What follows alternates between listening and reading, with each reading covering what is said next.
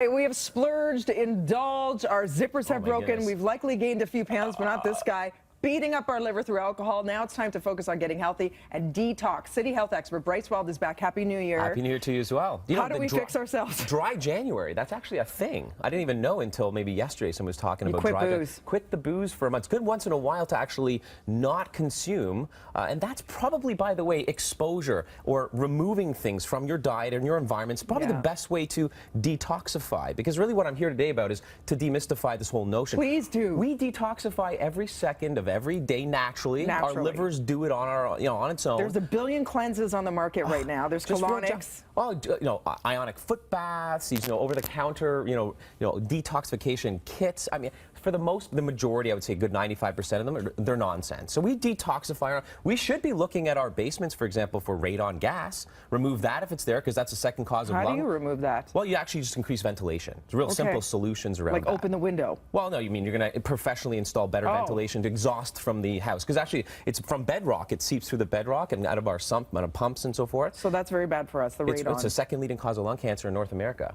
Next to smoking. So first things first, call somebody to come and check your radon levels. So, purified water. We want to make sure we have either reverse osmosis or distilled water. Because although, city or municipal water is clean, there are other things in there that we don't have to put into our body. Eating organic foods, fruits and vegetables, and meats in particular, because of pesticides and hormones. So it's dry January. Perhaps take a week or a month off from drinking booze. Too much, not a good thing. Now, our bodies are designed to be able to manage a certain amount, and so that's the good news. Now, here's the really interesting thing. We can test for toxins in our body, and we do that actually here at P3 Health in Toronto. We test you first, but more important than the toxins that are perhaps there, like mercury, for example. Yeah, from fish. From fish, and, in certain, waterways, there's a certain amount of mercury accumulation.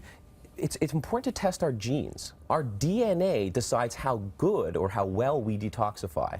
Okay, so there's, for example, mutations in the ability to manufacture an antioxidant called glutathione. Glutathione is the by far most important antioxidant in your body. Your liver makes it. Works like a superhero. Exactly. That's how it busts, free radicals and the toxins that accumulate. That's how we get it out of ourselves. Now, you can't go ahead and supplement glutathione. You can, however, intravenously inject it. Like how often? Well, you know what? It depends on your issue. So if you don't produce glutathione because of certain mutations, or you produce less, let's call it, then perhaps, weekly or bi-weekly if you suffer from a chronic disease. Otherwise, what they're doing in Vegas actually makes me laugh, and I wouldn't recommend this, but you go out in a bender, and they'll come to your hotel room with saline solution, often with glutathione or B vitamins in there. Instant hangover helper. Right, and that's what it's marketed as, and it's a phenomenally, it's something that's done a lot. So you're saying we could eat glutathione, right? So foods and particular supplements will go through those that manufacture more glutathione. No, glutathione comes from sulfur-containing foods, or your body's able to manufacture. So garlic, onions,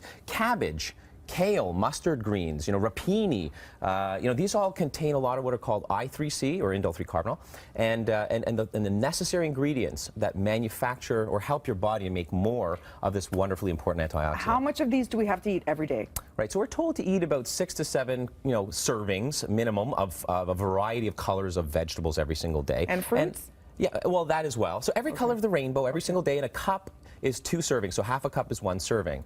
And so I'd recommend to try to aim for about 7 full cups. Half of that's fruits and half of that's vegetables of every color of the rainbow. The green probably being one of the most important to manufacture more of that glutathione. And then the onion, the garlic, the cabbage, all that stuff within your foods helps too. That's right. Now, so there are some supplements on the market now that I would suggest do work. One, for example, N-acetylcysteine, or NAC. That's a very important amino acid that helps the body to make more glutathione, and alpha-lipoic acid.